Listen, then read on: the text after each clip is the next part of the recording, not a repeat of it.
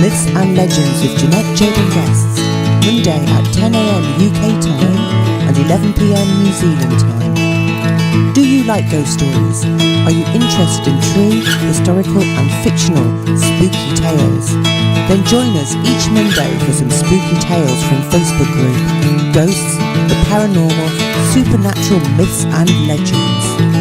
Psychic medium Jeanette and her guests chat and discuss these and other stories, personal experiences alongside some readings and messages from Spirit and more. Dare you call in and share your stories? Add Circle of Mediums to your Skype and join in the show. SOC Radio welcomes you to Myths and Legends with Jeanette Jade, psychic medium and her guests, sharing ghostly experiences, tales of the unexpected and paranormal. Join us now if you dare. Hi and welcome to Myths and Legends. We're going to be doing a little bit different today because Julie is away at the moment. So I have a special guest and her name is Angela Barrows. She's a founder of a soul pattern and how to live your soul empowerment life. I'd like to welcome Angela to the show. Hi Angela, how are you today? Hi Tracy, I'm really good. I'm actually really excited to be on the show today because it's my first time, I suppose, telling ghost stories for such a long time. Yes. So, yeah, pretty excited actually to see what ghost stories come out. And I know that we're also going to be having some guests on the show as well. Yes, we are. So, first of all, can you tell the viewers a little bit about yourself firstly, and then we'll go into the ghosty stories. Yeah, cool. Okay, so briefly, so as Tracy said, my name is Angela Barrows. I was gifted with the amazing gift of being a clairvoyant medium, seeing basically dead people all of my life, and it's been amazing. I've had amazing experiences. But, you know, I've had so many ghost stories that I haven't actually really shared with people. So I thought I might just share one or two today. Now, that surprises me. I didn't know that you had some ghosty stories. So, yeah. Do you want to share? Oh, luckily we're on the perfect show for it, aren't we? Yeah. So one of the ones that comes to mind was when I used to live in Cambodia. And I'm not sure if you have heard of Pol Pot during the late 70s, 78, 79. Pol Pot, they also referred to him pretty similar to Hitler. So he got rid of all the educated people in a massacre, horrible sort of way. We're not going to go into that, though. But walking through the school where they used to have, where they used to detain all the people, just the amazing people that were around, it was actually really freaky. To the point that I only actually went in there twice. And at that time, I was tour guiding around Southeast Asia. And I'd say to my group, no, you go in. That's okay. I'm, just going to wait out here and do some paperwork and stuff. That was probably one of my scariest moments that I've ever had. But one of the most amazing, probably the second most amazing ghost story, I suppose it's not really a ghost story. It's more about really seeing spirit, was when I was out in Vegas and we drove out to the desert, and I was sitting there and all of a sudden I saw and I heard all these American Indians just everywhere. And apparently I went really white, like I had seen a ghost. My friend, or my best friend, she saw me, she's like, are you okay? And I couldn't respond to her. I was just like frozen, and she's like, oh my God, are you okay? And she come over to me and she shook me to snap me out of it, and that snapped me out of it. And I just remember seeing them and just hearing the music. It was so loud. It was amazing. Wow. Just everywhere, like just covered. Just they were covering the rocks. It was pretty amazing. So yeah, I mean it's pretty cool having this gift, but sometimes I still get pretty scared when I see ghosts or spirit, because it's a new thing sometimes, and you don't know who's gonna come up. Have you ever had there's one of the stories that are all that are on Tell Me a Ghost Story that we go on Facebook, and there's also the Ghost and Paranormal Myths and Legends. I was reading yesterday that there's a guy that used to who passed away, and he actually gets emails from this guy. Have you ever had have you had an experience like that before? No, I haven't actually been emailed from the dead. No. No, that would be interesting, wouldn't it? It would be very interesting. I think that would really freak me out. Yes. That would really freak me out. Absolutely. God, yes. Man. There's other stories on the ghost and paranormal. I mean, there's one about the Angela Barrows body that was found beaten to death, and back in back in 1872, and then she was refound again, wasn't she? Yeah, and there's also another story that I was reading yesterday. There was this lady or this man. She was in the lounge room, and they were talking away, and then all of a sudden, out of the blue, he basically cut her head off and put it on the mantelpiece. Imagine that. Lovely. Oh, charming. Sorry, ladies and gentlemen. Lovely. I mean, yeah, Debbie also talks about when she bought a house, and she bought a house a friend grew up in, and her first night after doing demo on the kitchen cabinets, she was up alone and she looked towards the kitchen and she saw a man's figure. So it was so plain, she says, and she could hardly.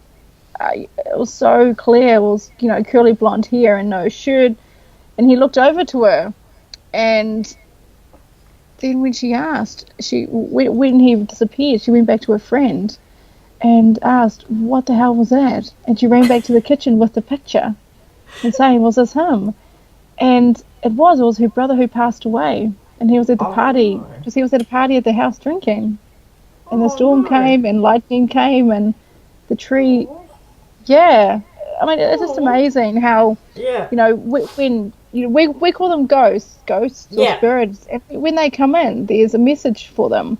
Right, and in this particular story, he was guarding the house. He was looking after the house. So in the end, she could have some giggles and some laughs and tell stories. So, apart from those two stories, what else have you experienced through your life? Oh God, I've from very young, I still, from a young age, I saw dead people, and they were more of my friends than I had in real life, I suppose. It's really strange, but we joke about children having invincible friends that you can't see, and that was me. I had them. And I never really got scared. I never really got scared of them, and now nothing. Seeing them doesn't scare me anymore. There's occasionally that I'll get scared. It's more about the energy that they bring. Yeah. And I think that's what people get really scared of. Like one thing, I don't like being in hospitals because I don't really close down, and so when I'm in a hospital or something, I see them and I feel them. Yeah. I used to work at a nursing home as a volunteer, and when I first started there, I used to feel them, and it's like when you get home, it's like I think I had a little boy with me after I was working for a couple of hours, and that kind of scared me. But now it's like I can go down to the supermarket, I can go down anywhere down the street, and nothing bothers me anymore. And it's kind of like it's automatic now. So I wonder if that works the same way as you. Like, do you automatically or anything like that? I've trained myself to, so working with spirit a lot of the time, I've trained myself to only let them in when I need to. So I have rules with them because it's the only way that I can live my life. So I say to them, and I have the agreement, and they understand that I'm human. I need to live my life, and that if it's really crucial that the person in front of me gets a message, if I'm not, say, working, that's okay. I'll let them talk. But the only other time is, when I'm actually doing my work that I'll let them through. We actually have a caller. His name is Clinton. I'm going to add him to the group. So awesome. There we go. Hi, Clinton. Just giving him a few moments. Hi, Clinton. Welcome to the show. Hey, Angela. Thanks for inviting me. It's all right, Clinton. Now, I'm just going to quickly introduce Clinton. Clinton is also a clairvoyant medium, and I know he's had tons and tons of experiences with spirit and ghosts, so I thought I'd invite him onto the show as well, and he can share some of his awesome stories with us. Excellent. So, welcome to the show, Clinton. I know it's going to be a lot of fun. I know you've got some pretty cool stories, and we'd love to hear them. Okay, well, I guess I should really start off by saying each of our experiences are unique, but there are often similarities between experiences that we have. Just outside of my own personal experiences, there's a couple of books I'd like people to become aware of, at least, if that's okay. Yeah, sure. To mention them. Okay, so the first one is The Third Man Factor. That's The Third Man Factor by John. He actually documents very clearly people who are in hypersensitive, very stressful situations, and how their awareness grows to other spiritual beings being present to help them guide them through those life-threatening events. Right, so that's a really good book. The other book is Many Lives, Many Masters. So Many Lives, Many Masters is about a psychologist who takes on a case to help a lady who has a phobia, and he ends up regressing her through her past lives.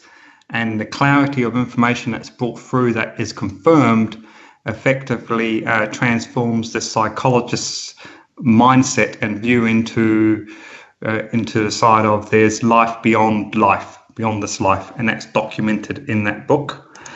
And one that's come out recently, which I particularly liked, was Dying to Be Me, and that was all about a lady who had terminal cancer and eventually succumbed to organ failure, went to the other side, came back, went through a healing process, a significant deep healing process, and was able to recount that whole situation from that point of view. So those are the three books relating to experiences outside of my own, which I think some of your listeners today might like to hear about. Thank you. Okay, so you can ask me any questions, but if you just want me to tell you about some of my own experiences, I'm happy to do that. Yeah, tell us about one of your experiences. I don't know. Maybe do you remember the first time you saw spirit, or the first time you saw a ghost, yeah, or sure, the scariest time, or? Well, I have to say it started when I was 4.5 or 4, around that age. I had a serious accident and I was out of my body, and I can still vividly remember being released from the pain and having the visual perception of myself in that situation. So that was the first start of it. The next iteration of it happened when I was round about 15. I remember waking up and I could clearly see that I wasn't in my bedroom. I was in another place, another time, clearly a previous life situation. And I had that reconfirmed quite a few years later by a person I met that crossed my path, that was able to recount that for me, a medium as it was. In terms of actual experiences with spirit, as I've gone through this journey of trying to connect more deeply with spirit and bring through their messages and their teachings so that they can reflect on what's gone on in their lives and help people that they've been closely associated with. There's been numerous examples of clarity of actual proof of life beyond life. I can talk about a few of those if you like. Yeah, sure. Tell us about some of your experiences.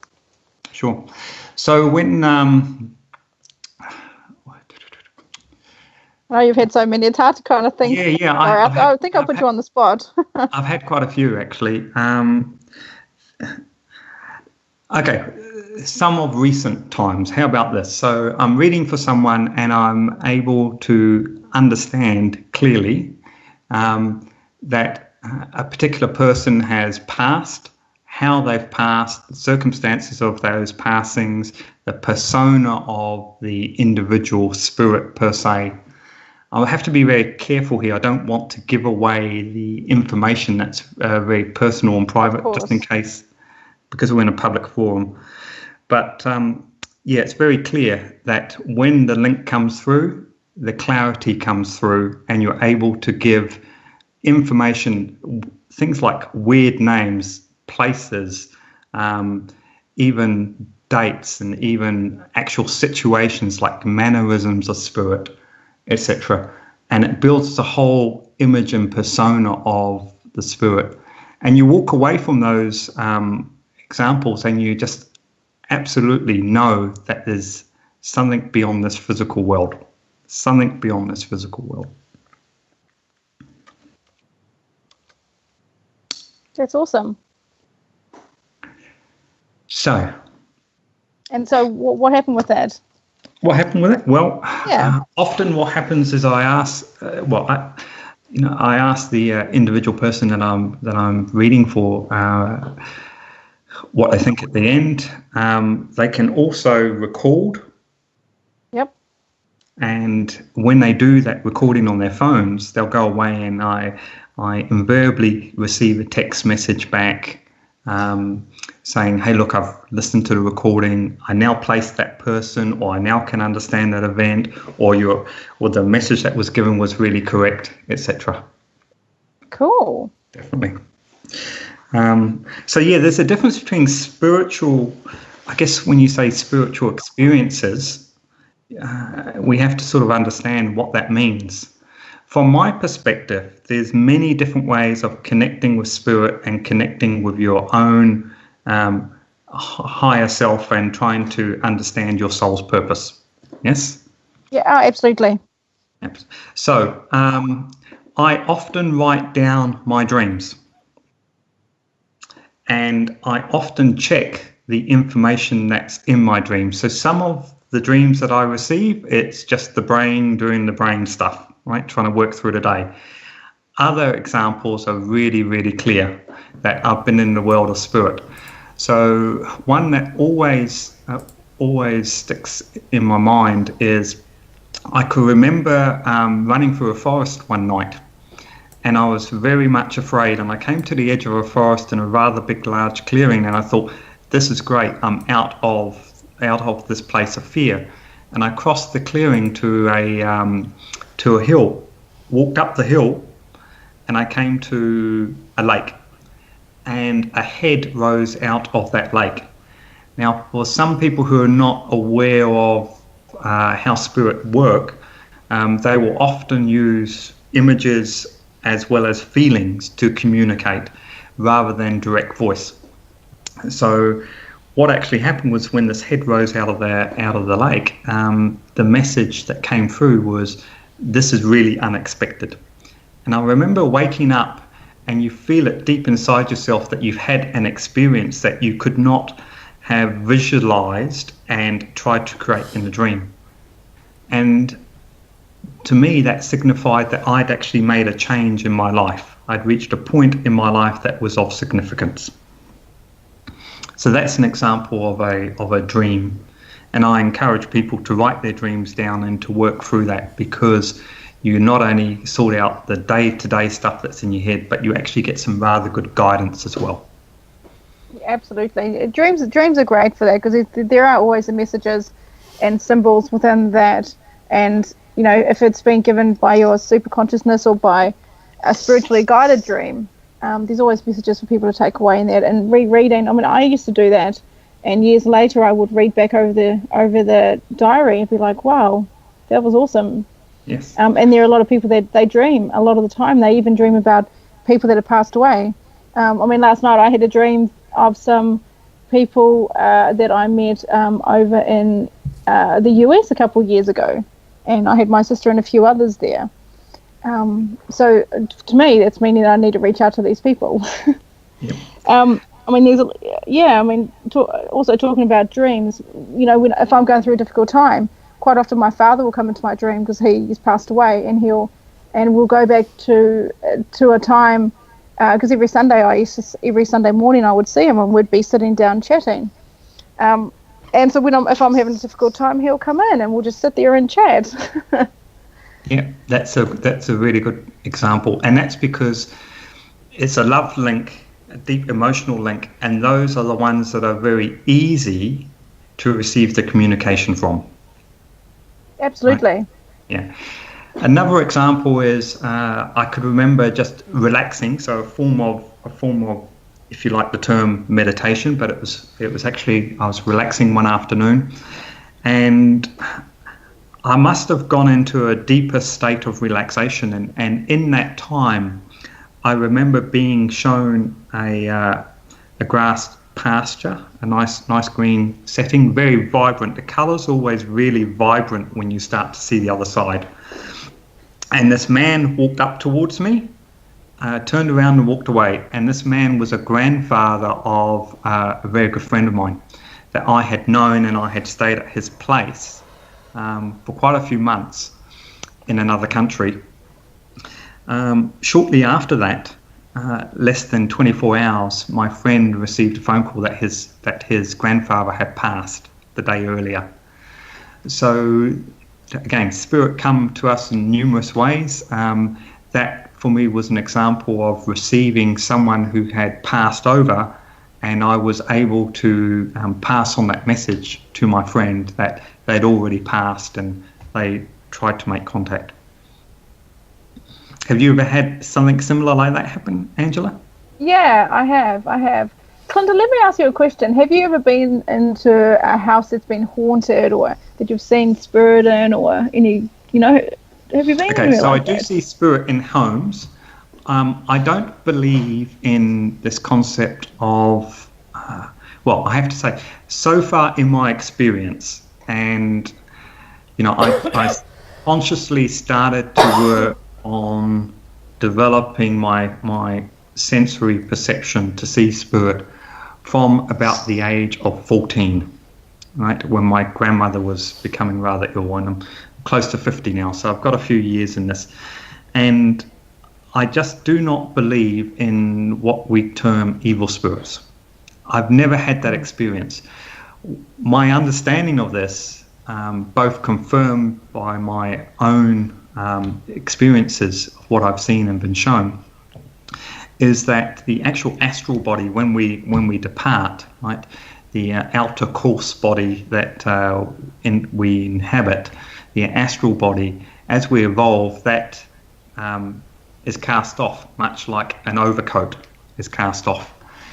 And being an energy, it's supposed to dissipate over time, but it has its own uniqueness about it.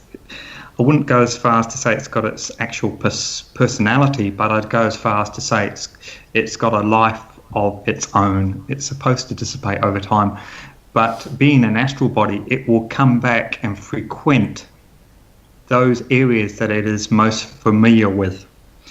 And people who are sensitive and start to become aware, but not actually aware of their awareness per se, they can pick up those types of energies, those astral body energies. And so when you do a clearing, you're actually allowing the astral body to move on and dissipate. Speaking of clearing, Clinton, this is Tracy here. Hey, Tracy. What do you actually do when you actually clear a home? Do you sage or anything like that, or is there a particular ritual that you go through to clear a house? Sure. Okay. Well, I've never gone into anybody's home to clear a home. That isn't something that I've practiced or done. But in terms of my own home, I do like sage. I have a Tibetan singing bowl that was kindly, I purchased it at a rather good price. My friend Nigel, he gave me a rather good price on that. So I do like that type of sound vibration. A lot, though, has to do with understanding the dynamics of where you're at in terms of your own alignment, as well as the environment that you're walking into. I've had an example in my own home where I've seen, if you like the term, a negative energy. It's what we ended up projecting in our fears that created this energy. And yeah, I did a home clearing of my own home in that way. I lit sage, I did sound, and I just asked that energy to dissipate. Cool. Yeah. I've got one of my, I call him a friend. He's an old Irish guy, and I know that Clinton will know who I'm talking about.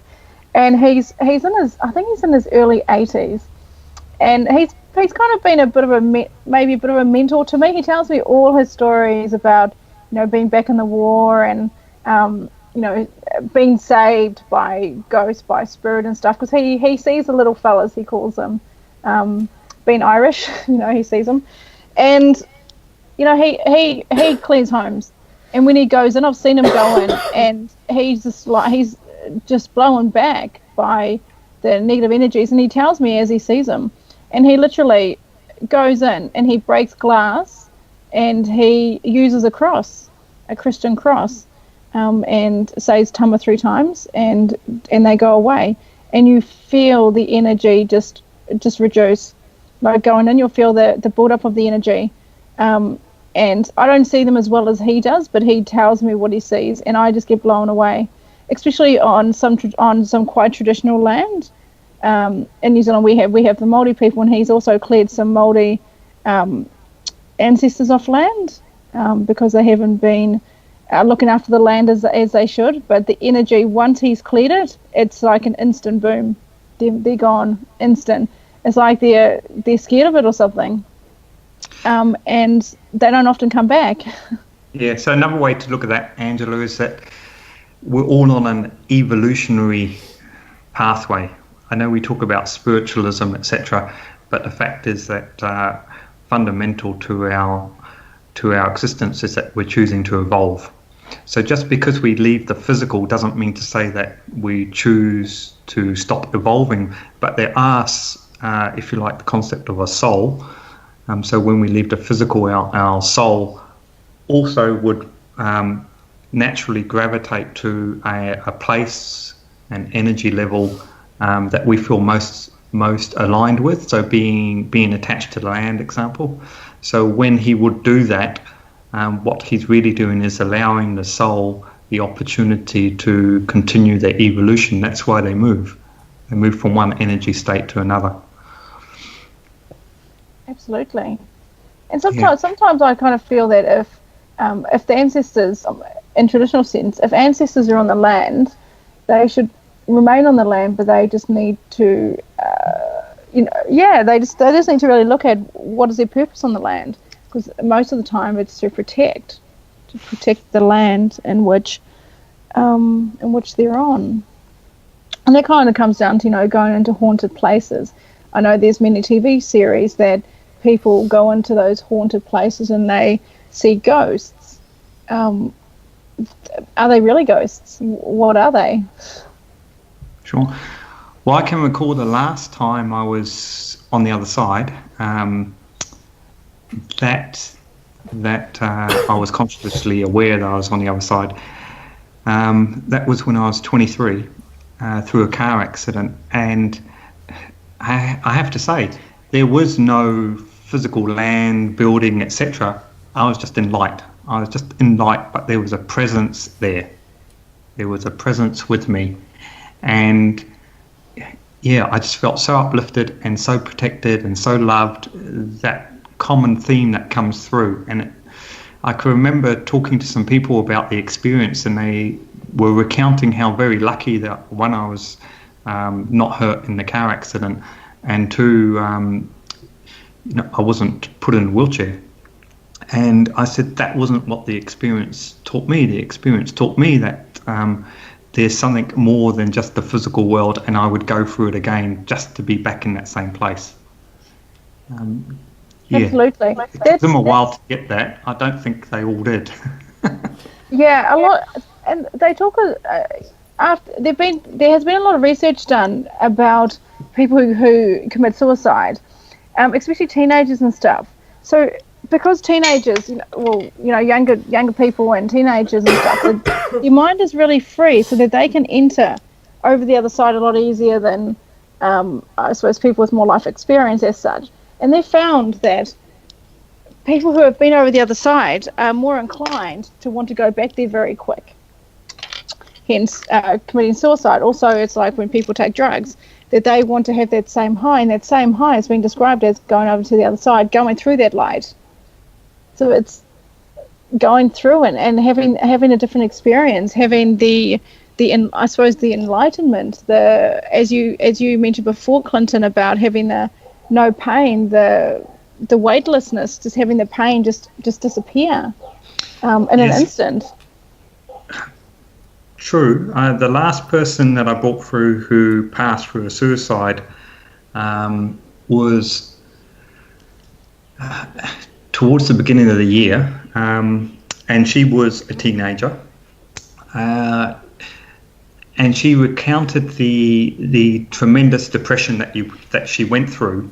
But she equally, I can recall the feeling so well, she displayed those traits of being absolutely free, and to a point of being aware of what she had chosen to do. And there were no regrets on her part, absolutely no regrets on her part for the pathway she had chosen. There were more reflections on the pain that she had in her life and the causes of the pain, and to allow those people that were she was coming through for, to allow them the healing to move past that point. It's a great about we do working with spirit, what people call them ghosts. It's always interesting how people call them ghosts, but that's the honourable time that we have to be doing the work that we do. It's really amazing, especially like when you have clients. I mean, I had a client probably about a year ago. She was referred to me, and she came, and she didn't tell me why she was coming. Sometimes I'll say, "Oh, is there anything specific you want me to ask?" And she came and she just sat, and she sat down, and I just cried. I bawled my eyes out. I just cried, and basically for just about the whole session, there wasn't a lot of talking. It was just I was just crying, and about 10 minutes into it, her husband came in, and he had only been gone for 4 weeks, and he was so sad because they met each other very young, just at school for a couple of moments, and then they went off and had their life, and they both longed to be together, only just after that short experience, and they finally got back together, met and got back together in the early 50s, and 6 months later he passed away. And he just wanted to just to be with her. He was so sad, and she was so sad, and it was just a really sad moment, but one of the most beautiful moments. And this man, he was just he was he was a school principal in Auckland, and just an amazing man. And I was just crying, and I just wanted to give her a hug, and just amazing, just the emotions that just really overwhelm. Tracy, you must have had quite a few of these moments too, when you're doing your work.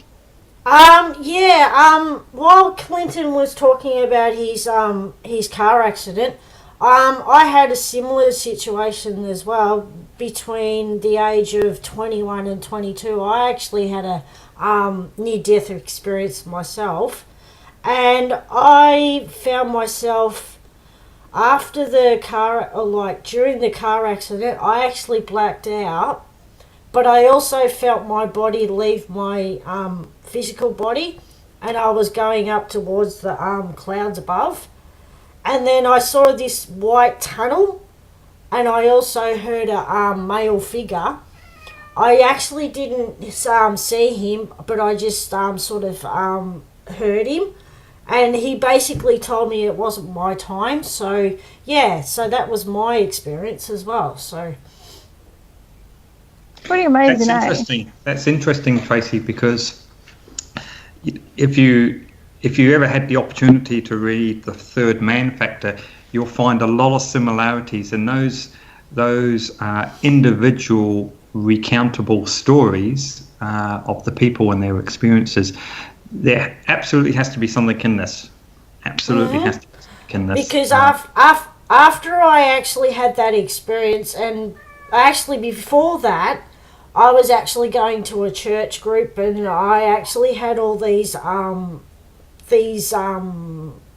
do you call them? Psalms and all that on my dashboard of my car. I know that sounds really bizarre, but I just did. And when I had my car accident, I noticed everything I had, like the injuries. I had a broken blood vessel in my left eye. Everything seemed to be on the left instead of the right, if that makes sense. Yes. And so it was really bizarre. And then after that, I knew after I had this experience, things started opening up for me. So, yeah. Yeah, it's pretty amazing. Mm-hmm. It's interesting, Tracy, as your cat's meowing in the background, I'm just thinking, it's just triggered a couple of things, about how in a lot of ghost stories or, scary stories, there's animals that can sense spirit, and we know that animals can really sense spirit, don't we? Your cat just meowing. Have you got a black cat? No, it's actually a ginger cat, and I've also got a dog. And he's resting on my bed. So, but I do notice with my cat, she does see spirit. I'm convinced of that. So, yeah. Oh, absolutely. And it's always, I always get fascinated how animals always through as a form of proof or something. They always come through and they want to reconnect the owner for so many different reasons. And I've noticed with her, she actually's been sleeping in my room as well. And I've also got a salt lamp as well, which is shaped into a dolphin. And I noticed, and I've noticed lately they both actually, my dog and cat, actually been sleeping with me. So it's been really amazing. So yeah, so they must like my energy in my bedroom. So yeah. They do. I often find, sorry, Clinton, I often find as well that whenever you're doing a reading, or any sort of spiritual stuff, that animals love to come around. Yep. And did you find that with your cat? I was just going to give you a couple of examples of this. Oh, go for it. Because I know you have a cat. You sent me a photo yesterday I've got two cats, of him laying in the sun. My cat would sleep on the couch, but he's not here there, and the other one's outside. So, but no, in terms of a couple of examples, and so Tracy, when your animals pass, obviously they like to come back at times, and the lady I read for last week, at the end of the reading, her white cat came and sat right beside her. So that's one example. The other one was one of the public demonstrations that I did. There was a lady in a wheelchair, and I could remember talking to the spirit and giving her the message, and partway through, this horse walked in and stood right behind her, a chestnut horse. I don't think I'll ever forget this chestnut horse. And I said to myself, I'm not going to say about the horse, because this lady's in a wheelchair, we're in a public environment, and I did not want to create a situation where she would feel uncomfortable, right, about her situation. So afterwards I had a chat to her, and explained about the horse, and she told me that before she had her accident, she used to horse ride, and she had a chestnut horse. Oh, wow. That's fantastic. That is really cool. Yep. Sorry. I actually had an experience way back as well. Speaking of horses, I was in another chat room many years ago, and this was the very first time I ever did a mediumship reading.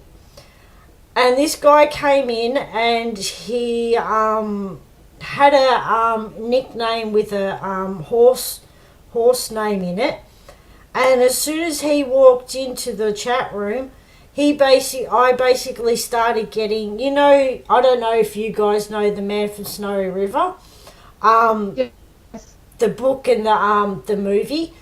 I could actually see this horse going down this hill with Tom Burlington, and I was raffling off all these images to this guy, and he could take it. So yeah, it's amazing how much what we can see and feel and sort of like sometimes touch as well, and even smell. And so yeah, I've had an experience like that as well, so doing a reading as well. So the touching's pretty phenomenal, isn't it? Have you ever had, you know, I mean, when you touch someone, I've had the experience of when you touch someone that I've just seen all their lives come into one. I don't do a lot of past life stuff. When I was over, I have to tell you a story. Sorry, I've just been showing the story again. So when I was in Cambodia, when I was tour guiding, I went to the person's room, and she opened the door, you know, just a meet and greet, saying, "Hi, I'm going to be your tour guide. We're going to meet at this time, blah, blah, blah. Hope everything's okay." She opened the door and she started crying. And I thought, I'm not that ugly, come on. She had her friend in the room at the time. And so her friend came to the door and she was like, "Sorry about that. You must just be quite overwhelmed being here." So I talked to her friend. I didn't really think anything of it. And then that night we went to dinner. We did the welcome dinner. And she couldn't even look at me. I'm thinking, what have I done? I've never spoken to the lady before or anything. Anyway, so she would avoid me like the plague. She couldn't look at me. She wouldn't take anything from me. She wouldn't even come close to me. And I think it was day 7. I said to a friend, because I was getting really paranoid, and I was thinking, what have I done? And so anyway, I went over to a friend. We were at dinner.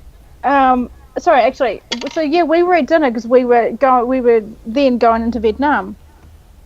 And as we got into Vietnam, we were at dinner, and the lady started crying at dinner. She was sitting opposite me, and she started crying. And I'm thinking, what's happening here? Oh my God, what's happening?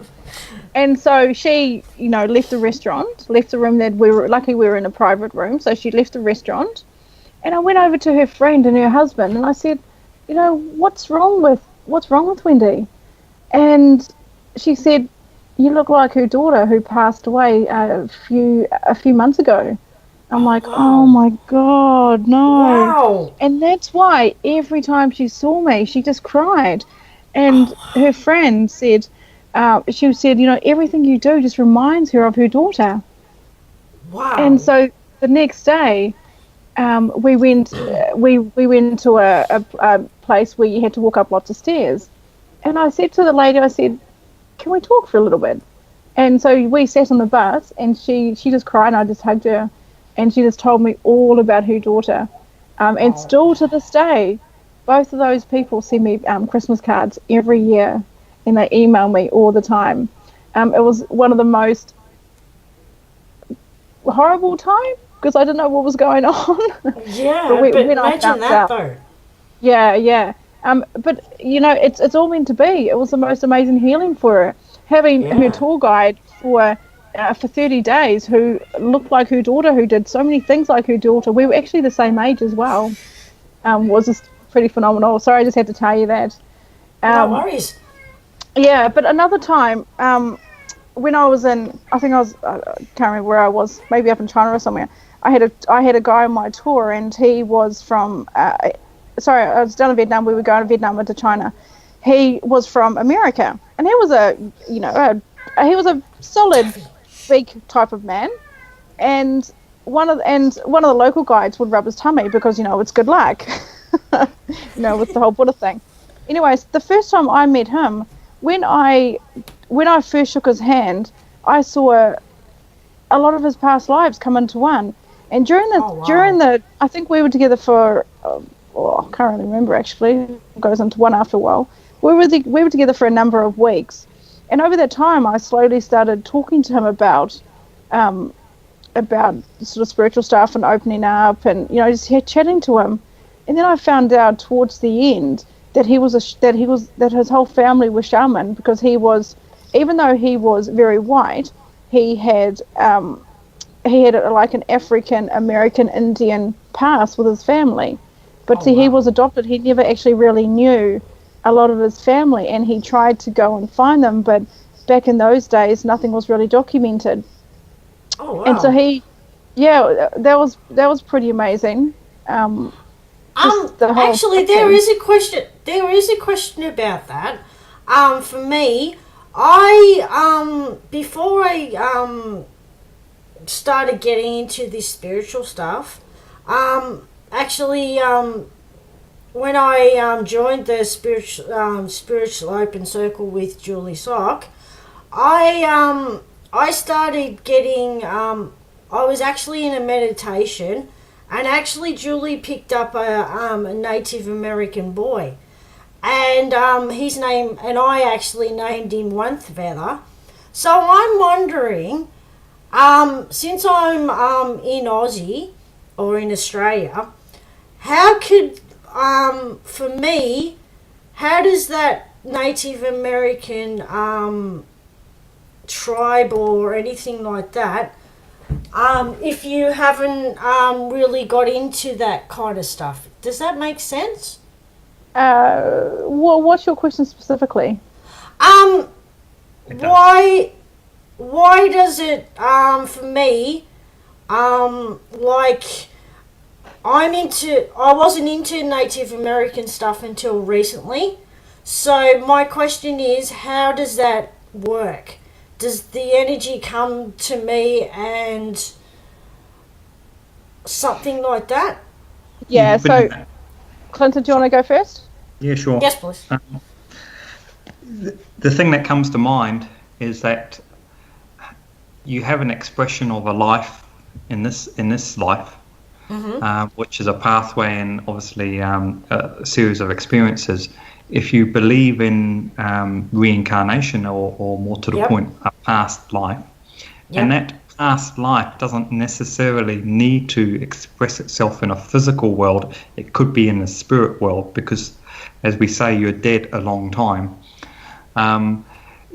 You obviously have had a connection with that type of tribe and that type of vibration before.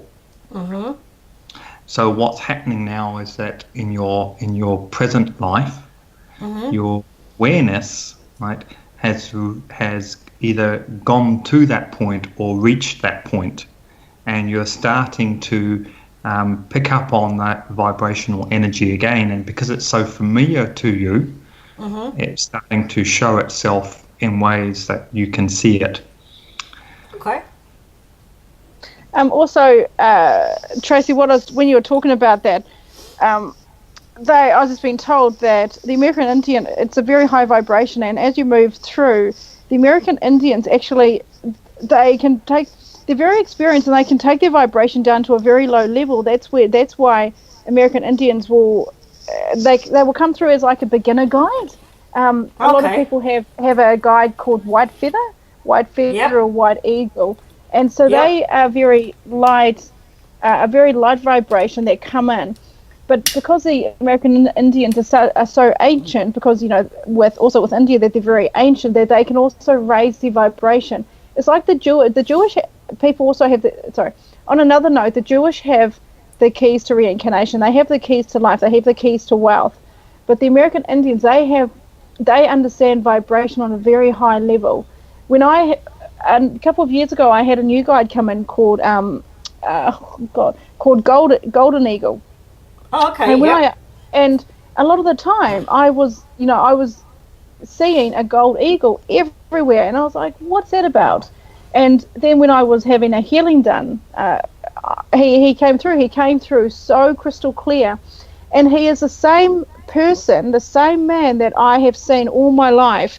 I remember very young. It was like he was a grandfather of mine, but I have no American Indian blood, not that I'm aware of in this life.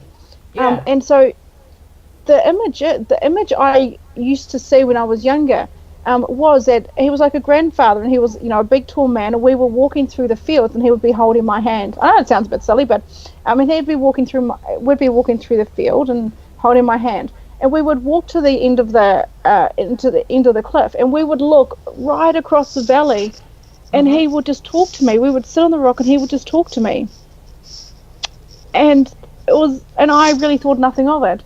And then a couple of years ago, my friend was giving me a healing. She does Reiki, and she does a lot of. She's known as the intuitive energy whisperer, and she's phenomenal. And so when we were doing that, he came again, and this time it was really bizarre, because as he came in, the grass was really long, and I was the same age as I am now, or as I was then. And he said, "Follow me. Come with me." He wasn't holding my hand this time, but he said, "Follow me."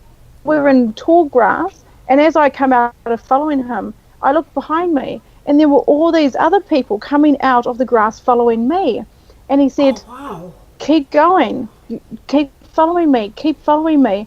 And then I went to an op shop, and I found this golden eagle. No, sorry, I was at a market that Sunday in Browns Bay, and I saw this golden eagle, and I thought it was white. I said to my friend that I was with, I said, I'm just going to get that white eagle.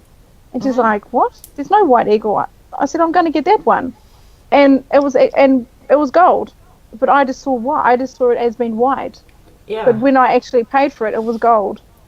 And just, the remarkable stories. And ever since then, I think there was a time of saying, "Yep."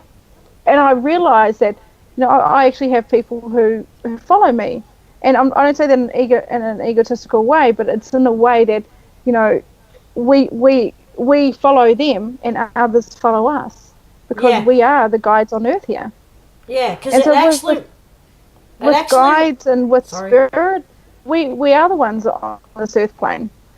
Yeah, because it actually, when you were telling that story, Angela, it kind of reminded me of the Ghost Whisperer. Oh, absolutely. I love that show. Yeah. We're all ghost whisperers. Yes. And it's interesting, because I often get asked, "What do you do when you see spirit, or when you see someone just appear?" I'm like, I talk to them.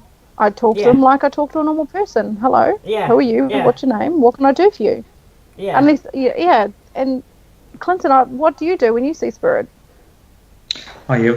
Well, the first thing I do is make sure I don't overreact, because then you lose the link. Yes, or true. it takes you out of that moment. Yeah. Secondly, I would always acknowledge them, absolutely acknowledge them. I don't necessarily ask, "What do you want?" because if they wanted something, I know that they would tell me. But more importantly, I just have that opportunity to spend time with them. That usually it occurs in a setting, right? It's very rare, unless it's something for me personally, that I would see someone, let's say at the beach, and I'd see a spirit walking along at the beach, right? If I'm walking down the beach, then I'm more sensitive to who's around me and what we're doing there, type thing. I don't know. Do you just see them in different settings, Angela, or do you see them usually in settings where there's other people?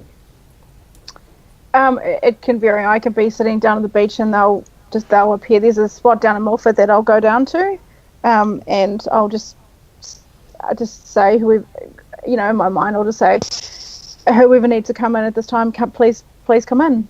And they'll either show themselves or they'll sit beside me. Quite often, I'll have one of them sit beside me and we'll just chat. Right. Okay, here's a question for you both.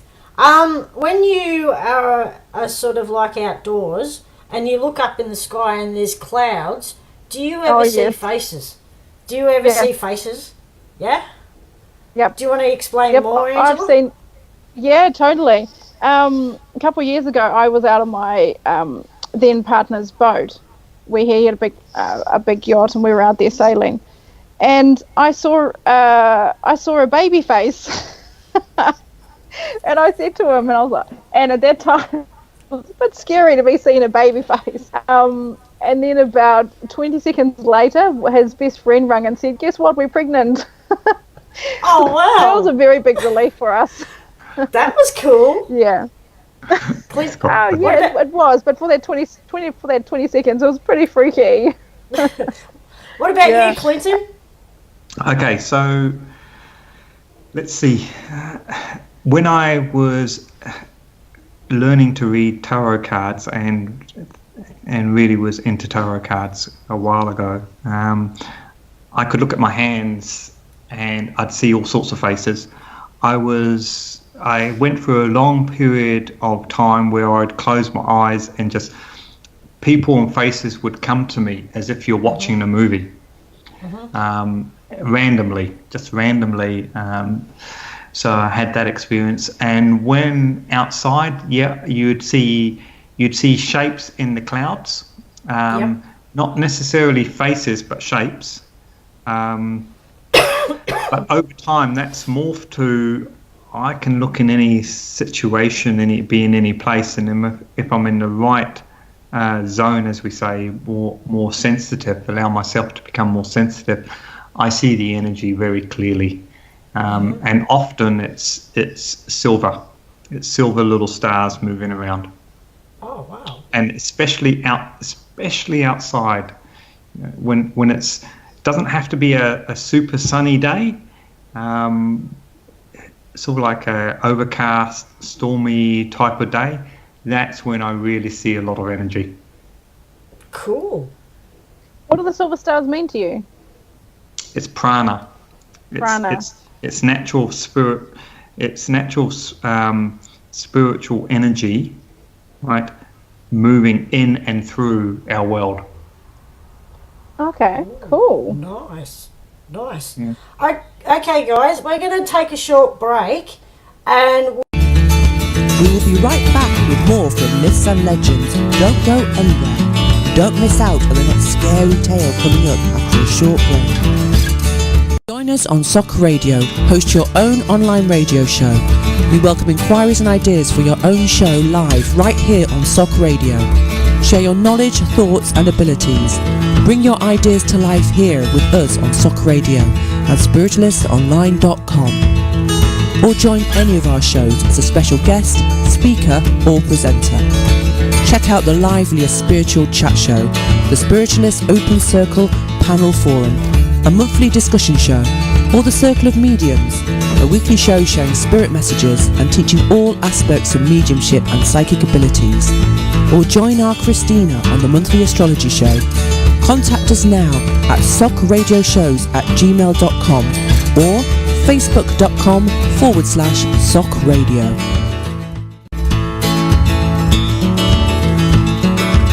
Spiritualist Open Circle Forum Panel Show, the liveliest spiritual chat show online.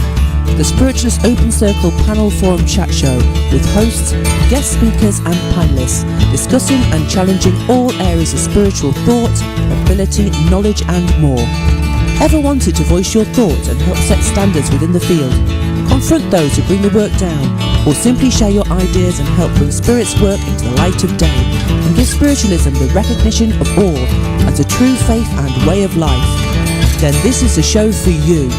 Every last Friday of the month, 10 p.m. UK time. Join the team. Astrology Chat with Chrissy Lincoln, Psychological Body and Spirit. Monthly chat show, last Tuesday of the month, 1 to 3 p.m. New Zealand time. Jenny Lee brings you spiritual insights, covering various topics from remote viewing to her upcoming book launch. Check it all out on our schedule live in the SOC Radio chat room on spiritualistonline.com, or simply listen in at tunein.com and search for SOC Radio.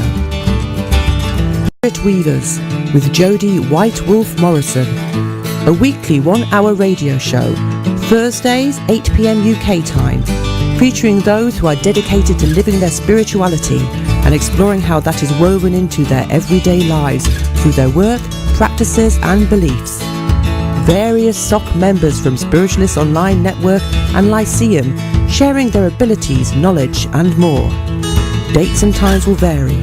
Live in the SOC Radio chat room on spiritualistonline.com, or simply listen in at tunein.com and search for SOC Radio. Welcome back. Are you sitting comfortably? Then we will continue with more scary stories, experiences and messages from realms yet to be explained. And welcome back to Myths and Legends. It was a really nice conversation with Clinton, and I'd like to thank Clinton for joining us, but he had to run off to another appointment. So I have Angela here with me. Welcome back, Angela. Hello. I can't believe the first hour went so quick. It just flew by. I know, it does. So, what's coming up for you, and where can people find you? So what's coming up for me? I'm coming down to the retreat. So excited. Ooh, so yes. excited to finally be meeting Julie, Yes. and hopefully Miss Tracy is going to come over. That would be really cool as well. Yeah, I'm coming down. Yeah, so I'm gonna try and get everything organised my end, and I would love to come and visit you. Yeah, we can hang out, and I can take you to some cool places. That'll be neat. Ooh. As long as I can swim with the dolphins. Oh, we can take you up north. Yep, that's a bit of a drive, but it's it'll be cold. What about if I take you to the underwater aquarium? Oh, that's even better. Okay, that's a good deal. Done. Okay, so let's get back to the ghost stories and spiritual stuff. So yes, we're gonna have another caller hopefully call in soon. He's got some pretty cool stories as well. He's from England. So we'll wait for him to call in.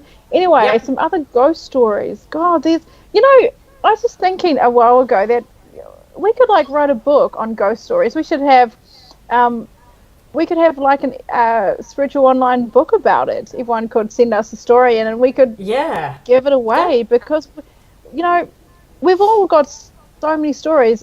It's great doing the show because they all start kind of coming back to you. I know that I take a lot of the stuff for granted.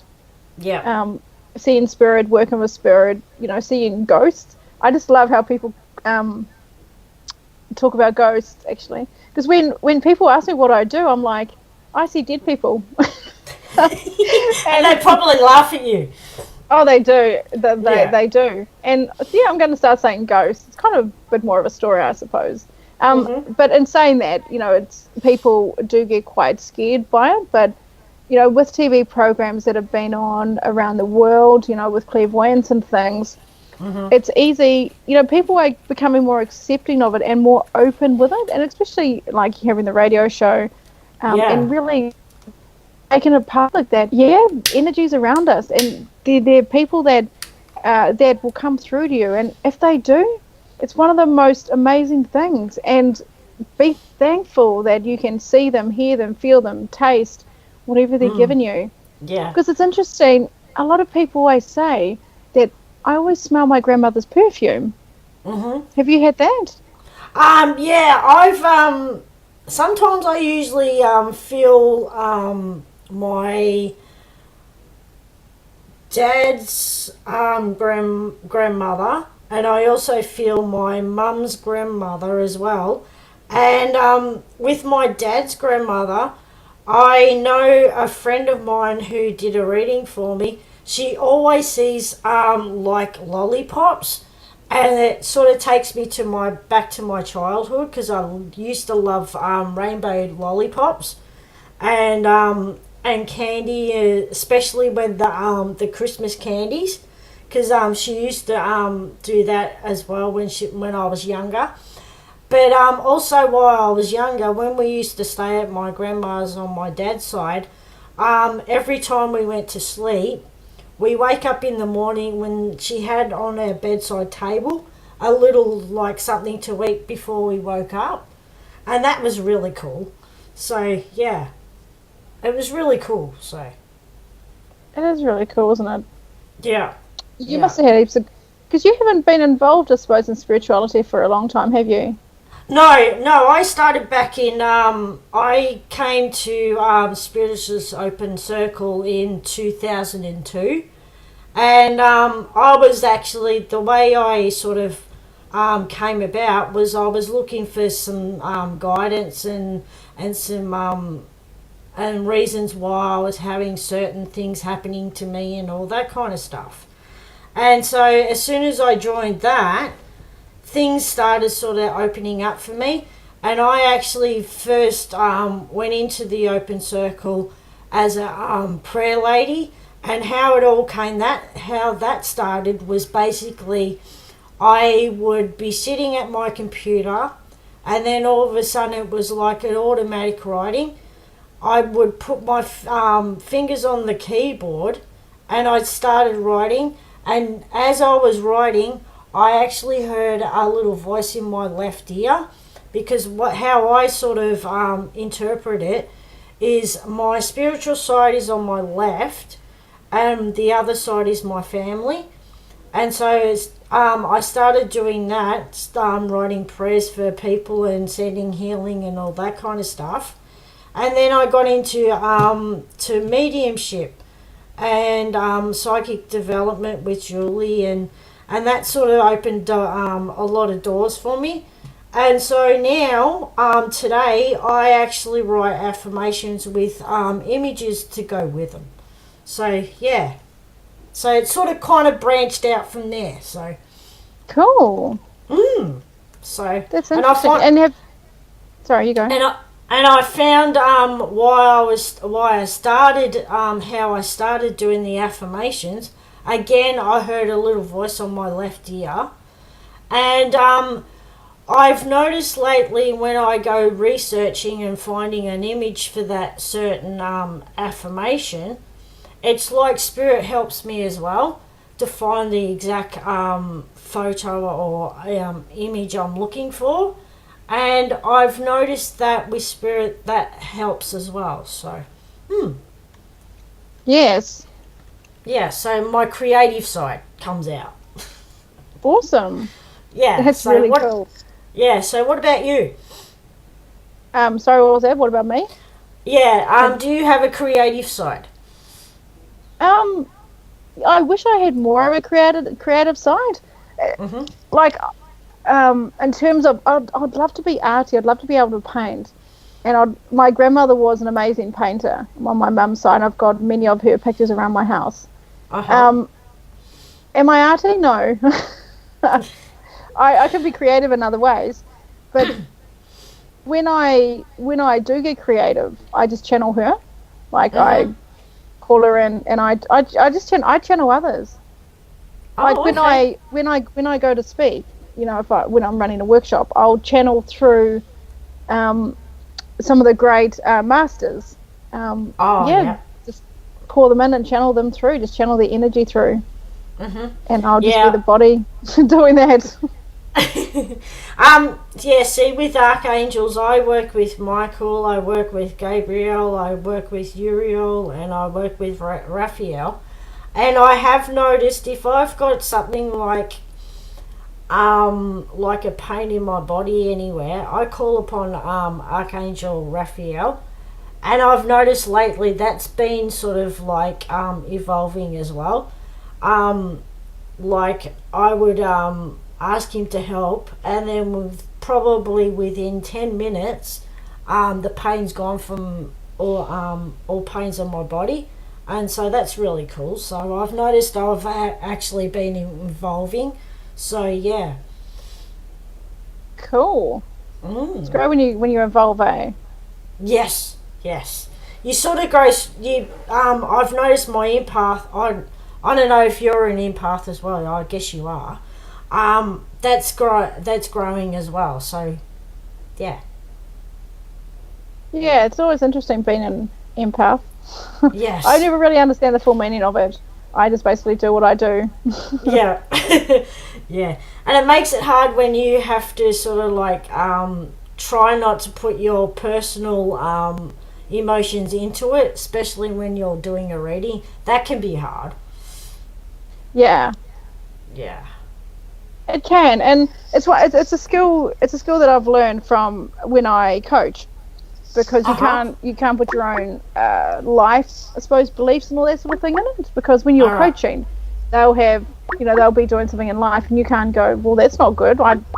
You can't put that sort of thing in, and that's why I find when I do my readings and when I'm channeling, when I'm with guides, I talk really quick, and so when I'm talking really quick, I can't have my brain into it.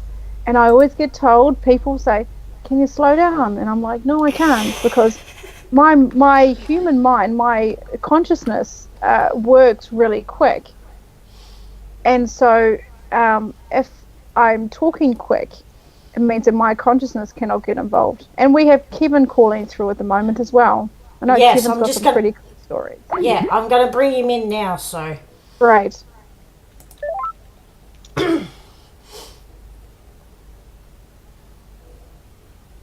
Just give him a few minutes. Hi, Kevin. Welcome to the show. Hello. How are you guys? I'm good. How are you? Oh, I'm at work and there's hell on going on, so I'm trying to step out a little bit and relax a bit. Come into our world, Kevin. Yes. The world where you belong. So, Kevin, sorry. I wish I could make a full-time living from it. Oh, yes.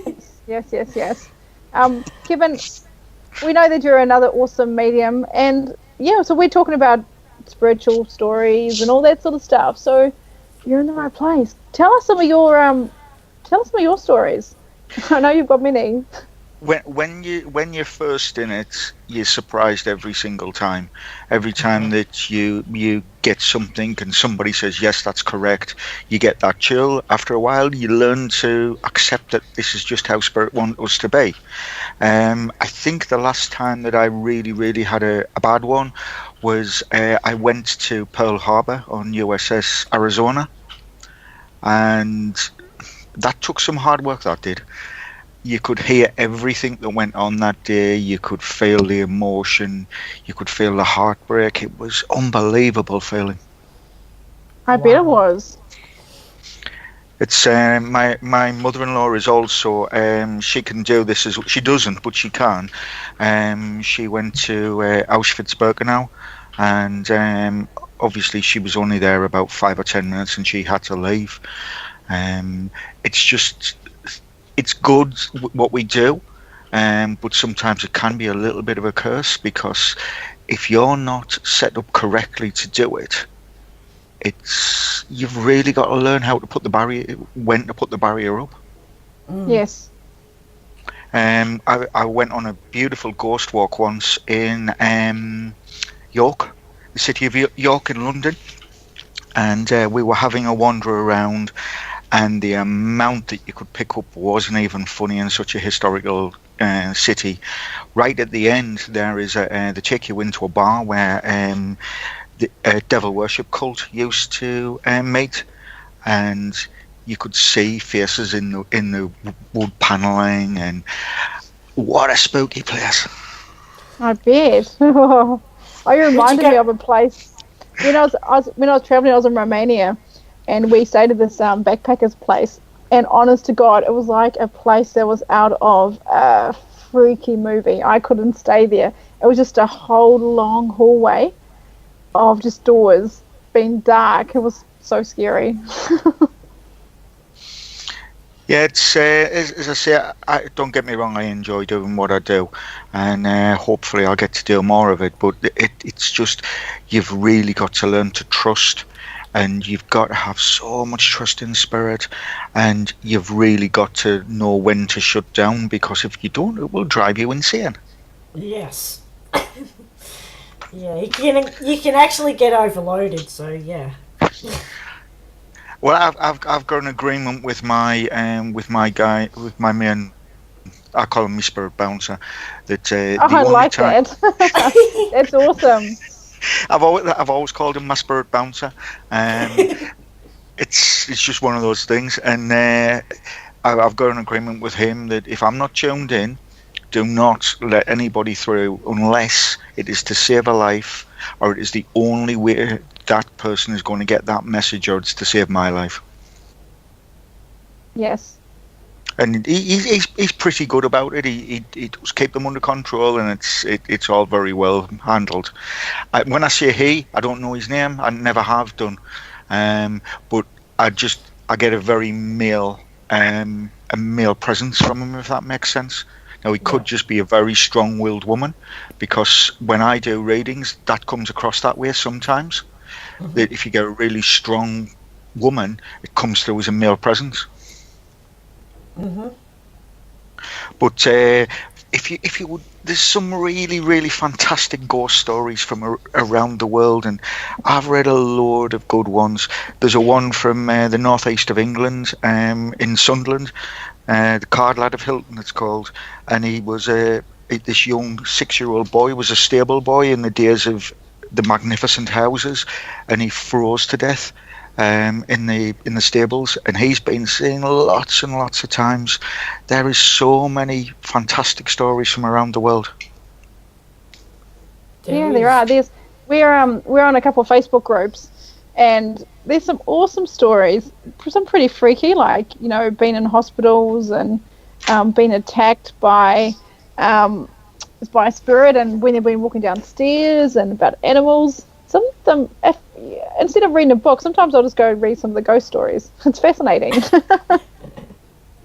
It makes you feel like you're normal. The thing is, there is so much out there that we don't understand, and people turning around saying that we don't do this, and like, but we do.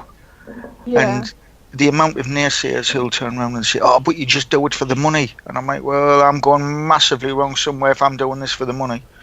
Yeah. I'm going hugely wrong. Then they say stuff like, it's for a power trip. I'm like, what are you talking about, you lunatic? You know? Yeah.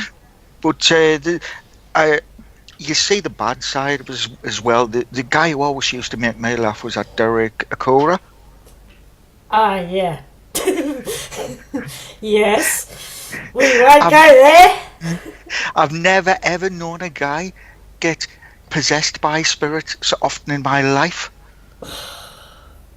Do you know that in is that the guy who he was done for fraud? I don't know whether he's done for fraud or not. He used to do like a haunted show, where they'd go out on stakeouts, and they'd analyse the scene, and he'd say what he was getting through, and there would be scientist guys there trying to debunk it and all that type of stuff. The amount of times that guy got possessed by a spirit wasn't even funny. Oh, really? I've noticed lately, though, on Facebook, every time I scroll through my news feed, guess who else comes up? Who? Colin Fry. Oh, every time. I've noticed it in the last couple of weeks. Every time I scroll through my newsfeed, Colin Fry's face always comes up. Now, what's that telling you? I have no idea. He's coming to haunt me. I mean, don't get me wrong. It part of what we do, but you hit a stage where it's very egocentric. And I honestly think that as soon as the ego kicks in, I honestly don't think you've got a chance. No.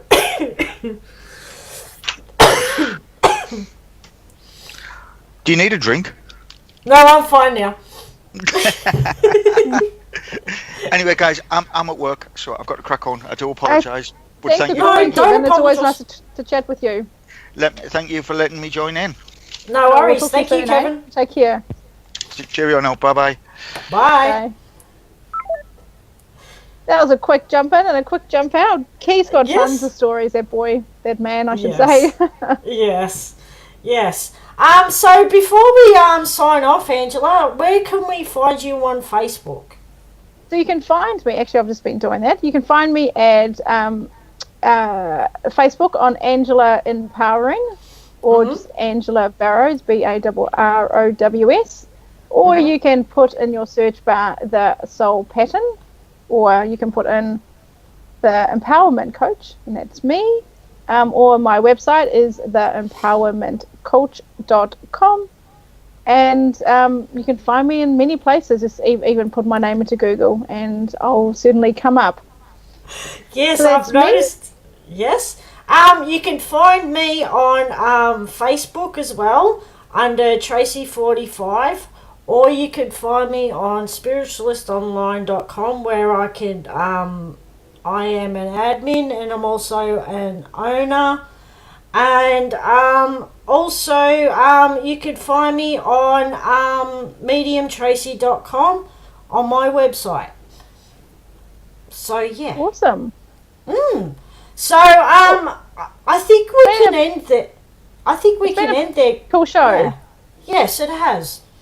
Thank you everyone for listening, and hopefully next week we can have Julie back, and thank you for joining me, Angela, and thank you, Clinton, and also thank you, Kevin. We'll talk soon. Yes. Thank you for listening to Tales from Ghosts, the Paranormal, Supernatural, Myths and Legends. Check out these and more at our Facebook group. See you next week for more.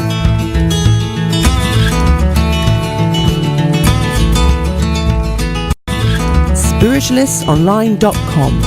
Online since 2002, teaching all aspects of personal and spiritual development. Free to all with audio-video chat rooms, members forums, and SOC Radio live shows on site. The Spiritualist Online Network and Lyceum, a global oasis for spiritual awareness, development, attainment, imparting knowledge, thoughts, ideas to inspire. One site, linking a whole network of spiritually informative, educational and interactive services, encompassing every faith, path, walk, religion as one.